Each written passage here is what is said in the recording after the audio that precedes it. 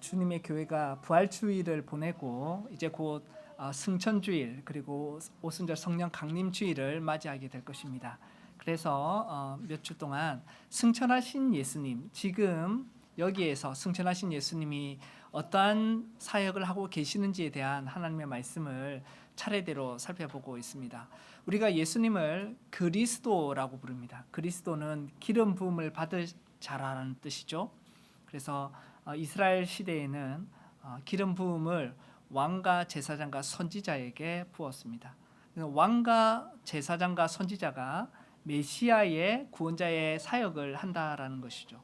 그래서 메시아가 구원자가 우리를 위하여 어떤 일을 하십니까? 라고 할 때에 왕으로서 제사장으로서 선지자로서 우리를 위하여 이루시는 일들이 구원자가 어떤 역할을 하는지를 잘 보여주는 것입니다. 오늘은 그 두 번째 시간으로서 승천하신 큰 대제사장, 지난주에 저희가 선지자, 승천하신 큰 선지자 예수님에 대해서 배웠고, 오늘은 승천하신 큰 대제사장 예수님에 대한 하나님의 말씀을 우리가 살펴보도록 하겠습니다. 제사장은 누구입니까? 여러분, 제사장은 어떤 일을 하는 사람입니까? 제사장이라는 사람은 기본적으로 하늘과 땅을 잇는 하나님의 집에서, 하나님의 제단에서 하나님과 그리고 사람을 섬기는 사람입니다. 그래서 하나님과 사람 사이에 중재자로서 제사장이라는 직분을 하나님께서 두신 것입니다. 우리가 히브리서 4장을 읽었는데 히브리서 5장 1절에 보면 이 제사장에 대해서 세 가지를 묘사하고 있습니다. 5장 1절을 제가 한번 읽겠습니다. 제사장마다 대제사장마다 사람 가운데 택한 자이므로 하나님께 속한 일에 사람을 위하여 예물과 속지 않은 제사를 드리게 하였다라고 합니다. 세 가지가 나오는데요. 첫 번째는 제사장은 사람 가운데 택했습니다. 하나님과 사람 가운데 제사장으로서 천사를 택하지도 않고요. 그리고 어떠한 동물을 택하지도 않습니다. 짐승을 택하지도 않습니다. 오직 사람만이 하나님과 사람 사이에 중재자 역할을 할 수 있습니다. 왜냐하면 하나님께서는 사람을 하나님의 형상으로 창조하셨기 때문에 그렇습니다. 이게 굉장히 놀라운 사실입니다. 예수님이요, 하나님의 아들 예수님이 성육신 하셨는데 짐승으로 오시지 아니하고요, 천사의 모습으로도 오지 않고 사람으로 올 수 있었습니다. 사람으로 올 수 있었던 이유가 뭐냐라고 하면 사람은 하나님의 형상이기 때문에 그렇습니다. 하나님과 사람의 중간 존재로서 제사장이 필요했고, 제사장은 사람만이 제사장을 할 수 있습니다. 왜냐하면 그 사람만이 하나님의 형상으로서 하나님을 만날 수 있는 존재이기 때문에 그런 것이죠. 하나님의 형상이 중요한 것입니다. 그래서 제사장은 사람 가운데서 세웠습니다.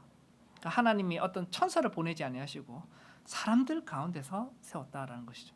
하지만 아무나 할 수 있는 것은 아니고 하나님이 그냥 정하신 게 있는데, 이스라엘 민족 가운데 레위 지파가 제사장의 역할을 할 수 있고, 그 레위 지파 가운데 아론의 자손들만이 대제사장, 제사장 가운데서 대제사장을 할 수 있습니다. 이것은 따질 수 있는 것이 아니라 그냥 하나님이 그렇게 정하신 것입니다. 하나님 왜 이렇게 공평하게 누구나 돌아가면서 하도록 못하십니까? 이건 불공평합니다. 그런 게 아니라 하나님이 그렇게 정하신 것입니다. 그래서 제사장은 사람 가운데 택함을 받고요. 또 하나는 제사장은요, 인류를 대표하는 존재입니다. 인류를 대표합니다. 그래서 모든 인류를 대표해서 제사장은, 구약의 제사장은 하나님의 집으로 가서 거기서 하나님을 섬깁니다. 물론 하나님의 집은 하늘에 있습니다. 하늘에 있지만 이 땅에 하나님의 집의 모형인 성막과 성전을 주심으로 하나님이 우리들 가운데, 주님의 백성들 가운데 거한다라는 사실을 보여주신 것이죠. 그래서 하나님의 백성을 대표하여 하나님의 집을 관리하는 사람이 바로 제사장이었습니다. 하나님의 집을 관리할 뿐만 아니라 또한 거기서 하나님을 섬기고 사람들을 섬기는 존재가 제사장이었습니다. 하나님의 백성을 대표하여서 하나님과 사람 사이의 관계를 중재하고 화해시키고, 하나님의 백성들이 하나님의 마음을 아프게 하고 죄를 지음으로써 하나님을 대적할 때에 바로 하나님과 그 죄인, 거룩하신 하나님과 그 죄인된 하나님의 백성 사이를 화해시키는 역할을 한 존재가 제사장이었습니다. 그리고 이 제사장은 여러분이 잘 아시듯이 예물과 제사를 하나님께 드리는 사람입니다. 제사장이 하나님의 백성과 하나님 사이의 화해를 이룰 때 그냥 할 수 있는 것이 아니라 예물과 제사로서 하나님 앞으로 나아갈 수 있도록 한 겁니다. 이거는 사람이 그렇게 정한 게 아니라 하나님이 그렇게 정하신 것입니다. 그래서 죄인들이 하나님께 나아올 때는 그 죄값을 치르고 나오도록 그렇게 말씀하신 것이죠. 하나님의 진노, 죄를 향한 하나님의 진노를 누그러뜨릴 수 있는 향기로운 제물이 필요했고, 제사장은 하나님이 알려주신 것에 따라서 짐승들을 가지고 그리고 곡식을 가지고 하나님께 제사를 올려드렸습니다. 그래서 구약의 제사는 회개였습니다. 회개. 그러니까 하나님과의 관계를 개선하고 죄에서 돌이켜서 하나님께로 나아가는 것이 구약의 성경의 제사였습니다. 이 조선 땅 그리고 우리나라에도 제사의 문화가 있습니다. 근데 다르죠. 이 제사라는 것은 한국 사람들이 드리는 제사는 조상신을 기쁘게 해서 이렇게 복을 받고 도움을 얻는 것입니다. 근데 요즘에는 그 제사가 많이 약해졌다고 합니다. 얼마 전에 이제 전설적인 인터넷 댓글이 있었는데 이런 말이 있는 거죠. 제사라는 것은 다 부질없는 짓이다.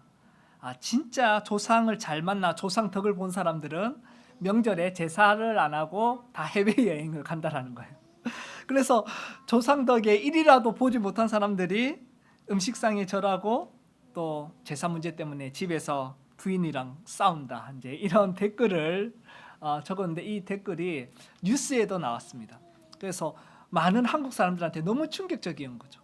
그래, 조상덕을 보려고 제사를 열심히 했는데 진짜 조상덕을 본 사람은 이제 제사를 많이 받고 이런 사람들은 명절에 제사 이런 거 안 하고 다 해외여행 가더라라는 것입니다.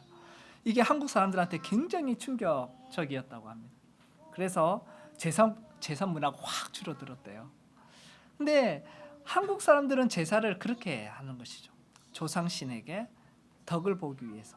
하지만 구약의 제사는 뭐냐면 그 생명의 근원이신 하나님과 함께 하기 위해서 그렇게 제사를 올려드린 것입니다. 제사는, 구약의 제사는 회개입니다. 하나님께로 돌이키고 죄에서 떠나 죽음의 길에서 떠나 하나님께로 나아가는 것이 구약의 제사였습니다. 하지만 여러분, 사람이 하는 일에는 빈틈이 생길 수밖에 없습니다. 이 사람의 제사장을 세워서 이룬 모든 일들이 다 부족하였고 완벽하지 못했습니다. 우선적으로 제사장 자체가 죄인된 사람이었기 때문에 흠이 너무 많았고 부패하기가 쉬웠습니다. 그래서 구약의 제사장들이 머리에 하나님께 성결이라는 머리띠를 띠고 대제사장이 있음에도 불구하고, 그럼에도 불구하고 제사장은 부패하였습니다. 그리고 제사장이 하는 일, 하나님의 백성들을 하나님께 인도하는 일도 굉장히 한계가 있었습니다. 동물의 피로써 사실 사람의 죄의 값을 치를 수가 없죠. 사람이 죄를 저지르면 사람이 죽어야 합니다. 사람의 피가 필요합니다. 하지만 동물의 피로 하나님께 나아오도록 하신 것은 하나님의 심판을 미루신 것이죠. 하나님이 미루어서 진짜 메시아가 와서 참 하나님이시자 참 사람이신 예수 그리스도가 와서 우리를 위하여 사람의 피를, 보배로운 피를 흘려서 영원한 산 제물로 하나님께 보배로운 피를 올려드리기 전까지 임시로 동물 제사를 주신 것입니다. 그래서 이 모든 것들은 한계가 있었습니다. 아담도 사실 대제사장의 역할을 했고요. 그리고 레위인, 그리고 이스라엘 민족 전체가 사실은 온 민족을 향해서 제사장 나라가 되어야 했는데 다 실패하였습니다.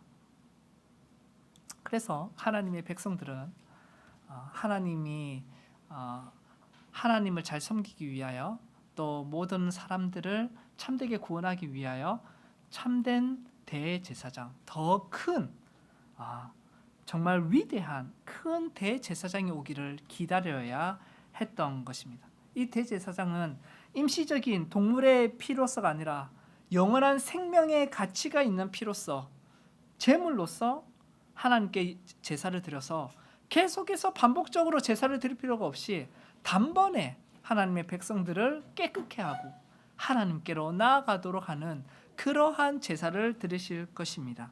그리고 사람이 만든 임시적인 모형인 하나님의 집의 모델 하우스와 같은 그런 성막과 성전에서 하나님을 섬기고 사람을 섬기는 것이 아니라 진짜 하나님의 집, 하늘의 성소로 가서 하나님의 보좌에 가서 하나님과 하나님의 백성들을 중재하며 중보하며 섬기실 그 참된 위대한 대제사장을 기다려야 했던 것이죠.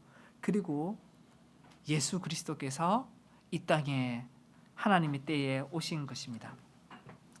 예수님이 이 땅에 오셨을 때에 이 땅의 제사장들은 부패할 대로 부패했습니다. 예수님 당시에 제사장들은 단순한 신령한 성직자들이 아니라 그냥 귀족계층이 되어버린 것이죠.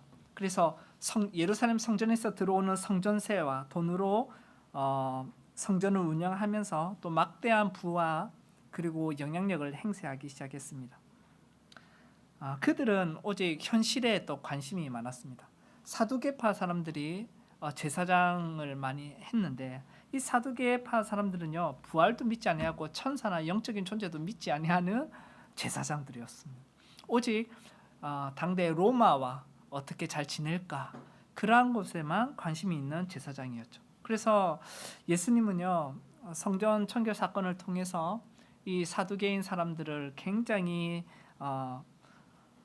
지적하시고 혼을 내십니다. 제사장들의 타락과 부패를 지적하시는 것이죠.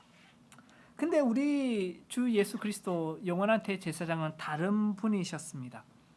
예수님이 이 땅에 오셨을 때 먼저는 예수님은 다윗의 자손으로 오셨기 때문에 아론, 레위 지파가 아닙니다. 레위 지파가 아니기 때문에 사실은 그 모세의 율법에 따른 제사장을 하실 수는 없는 위치에 있죠. 하지만 모세의 율법에 따라 레위 자손의 제사장들은 어떻게 해요? 예수님 때에 다 부패해서 썩어져 버린 존재가 되어버렸습니다. 하지만 예수님은 멜기세덱의 계통에 따라서 제사장이 되었다라고 성경은 말합니다. 이 멜기세덱은 여러분 제사장이라는 지위는 모세의 율법 출애굽하고 나서 모세의 율법에 통해서 비로소 생긴 존재는 아닙니다. 제사장은 모세의 조상 또 아브라함을 축복했던 멜기세덱이라는 제사장의 계열이 있었던 것이죠. 하나님으로부터 온 그런 계열입니다. 그래서 인간 아론의 계열이 아니라 영원한 멜기세덱의 계통을 따르는 제사장이라는 것은 시간에 묶이지 아니하고 율법에 묶이지 아니하는 초월적이고 영원한 대제사장으로 오셨다라는 것을 나타냅니다. 예수님은 멜기세덱 계통의 대제사장으로 오셨고 또한 예수님의 이름 자체가 제사장의 사역을 어떻게 해요? 포함하고 있습니다.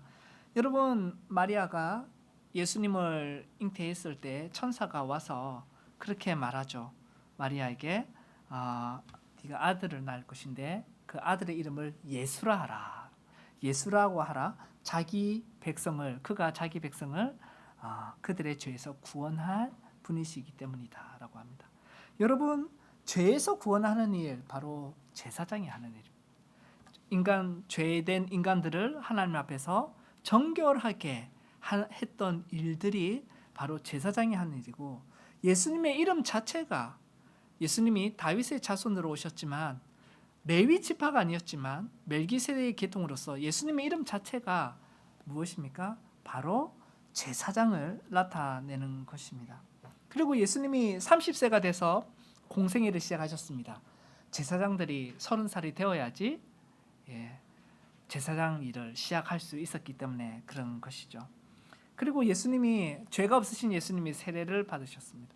왜냐하면 제사장이 하나님께로 나아갈 때는 인류를 대신해서 또 자기의 죄가 있기 때문에 정결, 우리 그림에 보시면 이렇게 물두멍이 있습니다. 거기서 물로서 자기를 씻고 하나님의 존전으로 인재로 들어가는 것이죠. 예수님께서 공생애를 시작하실 때 세례를 받으신 이유는 그 제사장으로서 정결 예식을 치르시는 것입니다. 제사장은요, 죄된 하나님의 백성들이 하나님을 어떻게 가까이 할지를 가르치는 존재였는데 예수님이 주기도문을 가르쳐 주셨습니다. 하나님의 백성들에게, 죄된 하나님의 백성들이 하나님께 어떻게 올 수 있을지를 가르쳐 주신 것이 주기도문입니다. 그래서 하나님 백성들에게 하나님을 아버지라 부르게 하시고, 그리고 하나님을 가까이 하도록 간구하도록 그렇게 가르쳐 주셨습니다. 예수님은 안식일에 병자들을 치유하시고 또한 죄를 용서하셨습니다. 우리가 여러 번 이 안식일에 대한 예수님의 말씀을 우리가 배웠던 거 기억하실 줄 압니다. 안식일에 문둥병자도 고치시고 병자를 고치시고 안전뱅이도 일으키십니다. 여러분, 안식일은 오직 제사장만이 일할 수 있습니다. 제사장만이 일할 수 있습니다. 예수님이 안식일의 주인이 자기다라고 말씀하신 것은 자기가 제사장으로 온 것임을 보여준 것이죠. 구약 시대에는 이스라엘 백성들이 피부병이나 이런 것이 나면 어떻게 해요? 다 나았을 때 제사장한테 가서 몸을 보임으로써 깨끗함을 선언하는 것입니다. 그리고 죄를 지었을 때 제물을 들고 가서 제사장을 통해 하나님께 죄용서의 제사를 드리는 것이죠. 근데 예수님이 그 일을 하셨던 것입니다. 그래서 안식일에 문둥병 환자 그리고 중풍병자 그런 사람들을 치유하시고, 그리고 주님께서는 그들에게 죄 사함을 선언하신 것이죠. 그리고 마지막으로 예수님 당시에 인간 제사장들은 타락했지만 멜기세덱 계통의 참된 대제사장으로 오신 예수님은요, 자기 자신을 영원한 피로써 하나님께 제물을 드림으로 더 이상 제사가 없도록 하신 것입니다. 이 영원한 피를, 보배로운 생명을 우리의 죄와 우리와 바꾸신 것이죠. 그러므로 하나님께 죄인들이 나아갈 수 있도록 하신 것입니다. 그래서 예수님이 죽으시기 전에 십자가에서 죽으시기 전에 성찬식을 행하시면서 자기의 죽음을 어떻게 표현했습니까? 떡과 포도주를 가지고 내 살과 피다라고 하는 거죠. 살과 피. 떡과 포도주. 떡이라는 것은 생명의 떡을 나타내는 것이고, 제사장들이 성막에서 진설병을 두고 12덩이의 진설병을 두고 하나님의 백성들을 하나님이 먹이신다는 것을 보여주시고, 또 하나님께 이스라엘 백성들을 바치는 그런 모습입니다. 자기의 살, 떡, 그리고 피, 제물의 피로서 자기의 영원한 참 하나님, 참 사람이신 그 피를 하나님께 바치신 것이죠.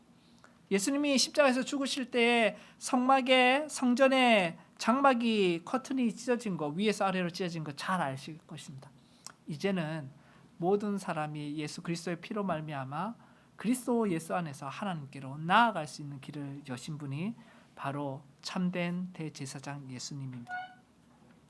예수님은 방금 제가 쭉 이야기한 것처럼 구약 성경이 기대했던 위대한 큰 대제사장이십니다. 근데 그 예수님이 승천하셨습니다. 승천하심으로 예수님의 제사장 사역이 더 강해졌습니다. 예수님이 승천할 것이라는 암시가 구약 성경에 쭉 나옵니다. 여러 군데 나오는데 그 중에 하나는 모세가 이스라엘 백성들을 대표해서 하나님의 산에 올라가는 것이죠. 혼자서 하나님의 산에 올라갑니다.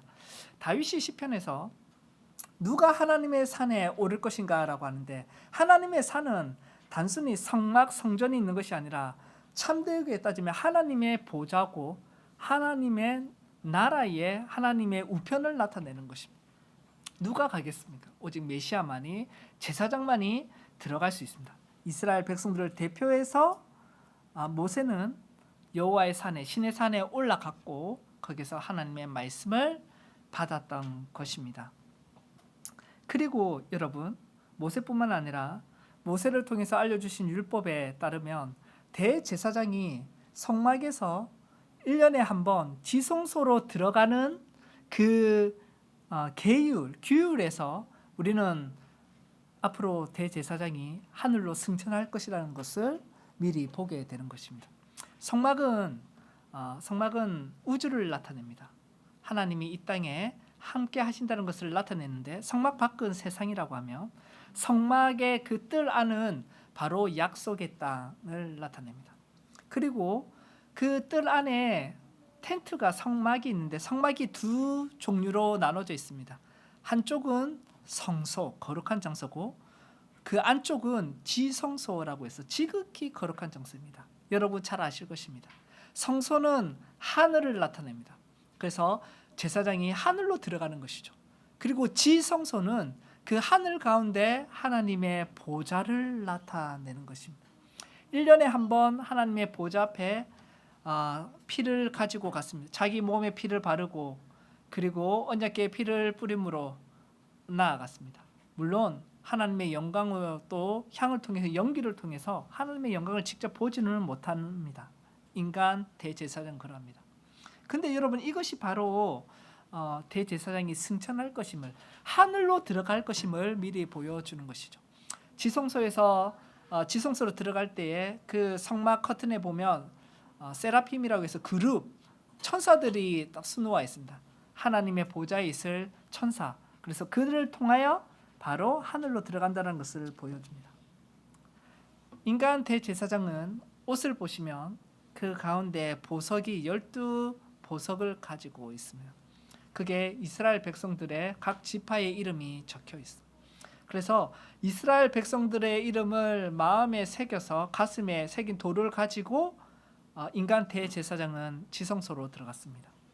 우리 주 예수님은 여러분 한 사람 한 사람의 이름을 예수님의 마음에 새기시고 예수님 자신의 피로써 자기의 피로써 참된 하나님의 성소에 들어가시는 것입니다. 이것들이 바로 이 성막의 그림들이 바로 예수님께서 대제사장이 승천하실 거다라는 것을 미리 보여주는 것입니다. 그래서 대제사장은 승천하셔야만 합니다. 계속해서 이 땅에 인간이 만든 그런 텐트나 돌로 만든 성전에 계시는 것이 아니라 진정한 하나님의 임재인 보좌, 하나님의 집으로 들어가셔야만 합니다. 누구를 위하여요? 우리를 위하여. 그래서 예수님은 선지자로서 승천하셔야만 했을 뿐만 아니라 또한 대제사장으로서 승천하셔야만 한 것입니다. 그러면 승천하신 예수님이 지금 무슨 일을 하고 계십니까? 승천하신 예수님이 지금 무슨 일을 하십니까? 하늘에서 자신의 피를 바치십니다. 제사를 여러 번 하진 않습니다. 단 한 번의 제사를 드리셨습니다. 그 영원한 보배로운 피를 가지고 그 영원한 피가 영원히 유효하기 때문에 하나님 앞에 그 피를 드리는 것이죠. 그래서 사도 요한이 하나님의 계시를 받아서 요한계시록에 보면 하나님의 보좌 앞에 뭐가 있습니까? 죽임당한 어린 양이 있는 것입니다. 예수님은 이 땅에서 우리를 위하여 죽으셨습니다. 왜요? 하나님께 우리가 영원토록 함께 할 수 있도록. 그래서 그 예수님의 피가 항상 하나님 아버지 앞에 있는 것입니다. 우리를 위하여 예수님께서는 자신의 피를 계속해서 하나님 앞에 두시는 것이죠. 그리고 예수님은요 하늘에서 중보하십니다. 예수님은 하늘에서 중보하십니다. 히브리서 7장 25절에 보면 예수님은 항상 살아 계셔서 그들을 위하여 간구하신다라고 합니다. 예수님은 지금 하나님의 우편에서 살아 계셔서 예수님을 찾는 참된 대제사장 예수님을 찾는 우리들을 위하여 간구하십니다. 예수님은 우리가 성령 하나님을 보내주시면서 또 다른 보혜사 성령을 보내겠다라고 하셨습니다. 또 다른 보혜사라고 하셨기 때문에 예수님은 또한 보혜사이십니다. 그러니까 보혜사가 두 분이 있는 겁니다. 우리가 성령 하나님만 보혜사가 아니라 예수님이 보혜사입니다. 예수님은 우리 밖에 계시는 보혜사고 성령님은 우리 안에 계시는 보혜사죠. 여러분, 보혜사가 무슨 뜻입니까? 파라클레토스라는 말은 위로자, 대언자, 중보자라는 뜻입니다. 근데 이게 잘 마음에 와닿기가 어려운데 한글로 번역된 보혜사라는 그 한자어가 정말 기가 막히게 그 보혜사의 역할을 잘 말합니다. 보혜사, 보호하는 것이죠. 보혜, 은혜 해자입니다. 스승사. 은혜로서 어떻게 해요? 보호해 주시는 분. 정말 하나님의 백성들을 죄로부터, 우리의 죄로부터, 우리의 고난으로부터 어떻게 해요? 은혜로 보호해 주시는 분이 바로 보혜사 예수님이시자 성령님이십니다. 예수 그리스도께서 대제사장으로 보혜사로서 하늘에 승천하심으로 하늘에서 우리를 위하여 은혜로 보호하고 계시고, 그리고 성령을 보내주심으로 성령님이 우리 안에서 은혜로서 여러분의 삶을 붙드시고 지키시고 보호해 주신다라는 것입니다. 그래서 여러분, 옛날에 제사장들은 자기의 가슴에 12지파들의 이름을 달고 하나님의 존전으로 갔다면, 부활하신 예수님은 그 심령에, 예수님의 심장에 여러분의 이름들이 하나하나 새겨져 있고, 그 여러분을 위하여 예수님께서는 하나님께로 나아가 은혜로서 하나님 아버지께 여러분을 위하여 기도하시고 여러분을 지키시고 붙들고 계신다라는 것입니다. 예수님이 이 땅에 하늘에 오르셔서 하시는 일이 바로 하늘에서 또한 복을 내리시는 일입니다. 구약의 제사장들은요, 하나님의 백성들을 위하여 중보하였습니다. 하나님의 얼굴, 그 성막에서 하나님의 임재 가운데 하나님의 복을 받아서 하나님의 백성들에게 전달하는 일을 제사장들이 했습니다. 그래서 민수기에 제사장의 강복 선언이 나오는 것이죠. 제사장들은 회막을 떠날 때 손을 들어 하나님의 백성들을 축복하였고, 또 민수기 6장에 보면 하나님께서 제사장들을 통하여서 하나님 백성들을 복 내리시는 내용이 나옵니다. 그것을 우리는 예배 마칠 때마다 목사를 통해서 주님께서는 복을 내리고 계시는 것이죠. 제가 한번 읽어보겠습니다.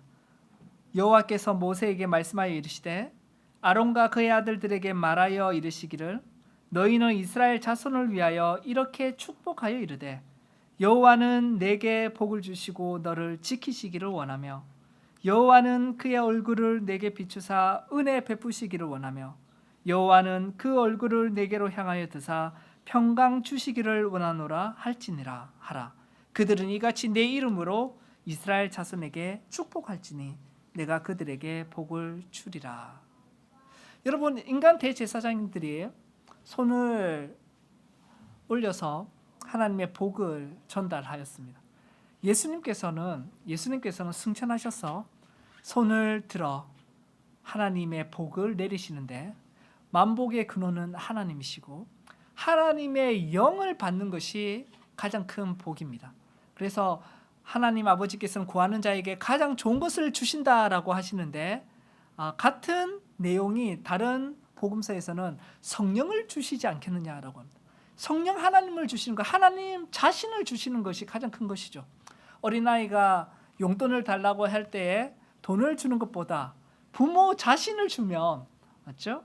비교할 수 없는 큰 복이 되는 것처럼 하나님의 복을 구하는 하나님의 백성들에게 성령을 부어주시면 가장 큰 복을 주시는 겁니다.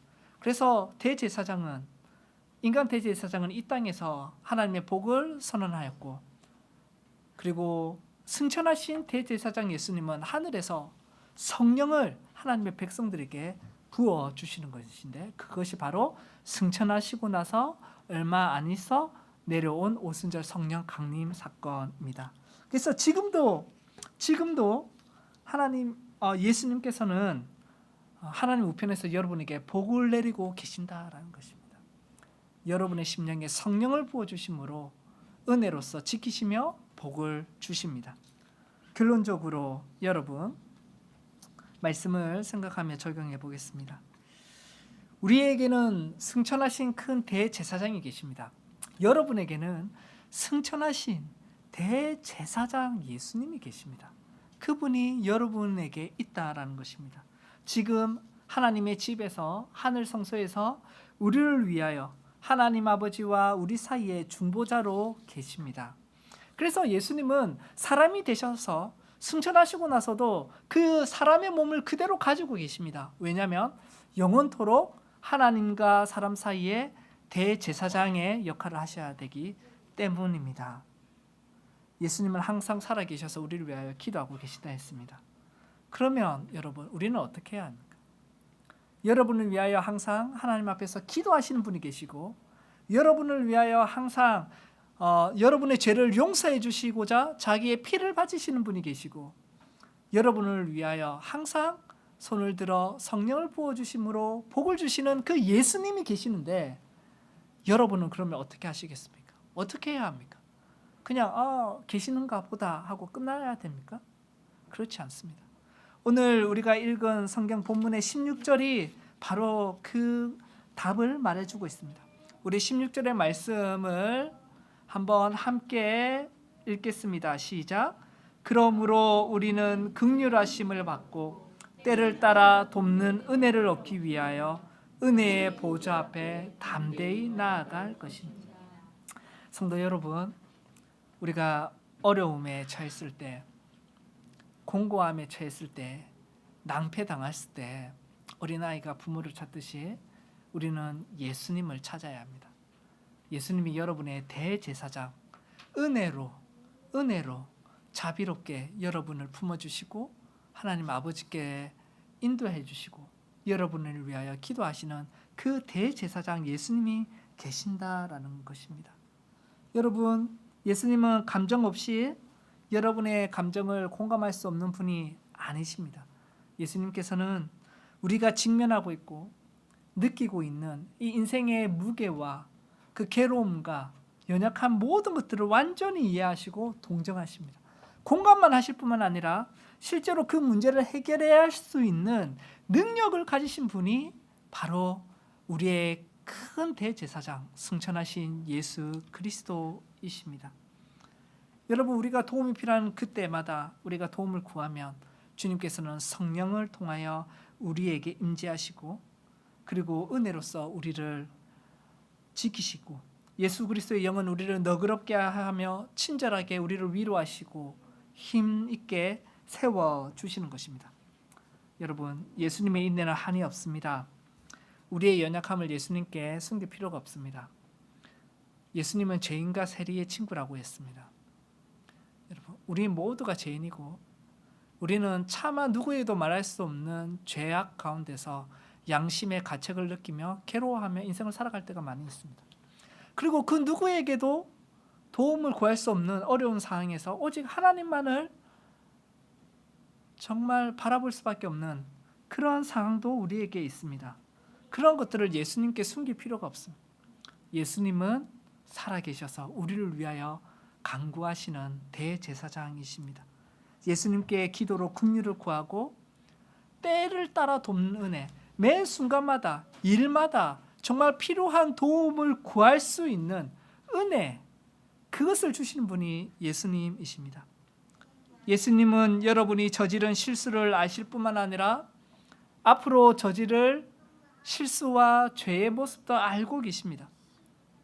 예수님은 우리가 마땅히 기도해야 될 것을 기도하지 못할 때조차 우리가 무엇을 기도해야 될지를 예수님이 아시고 우리를 대신하여 하나님 아버지께 간구해 주시는 분이십니다.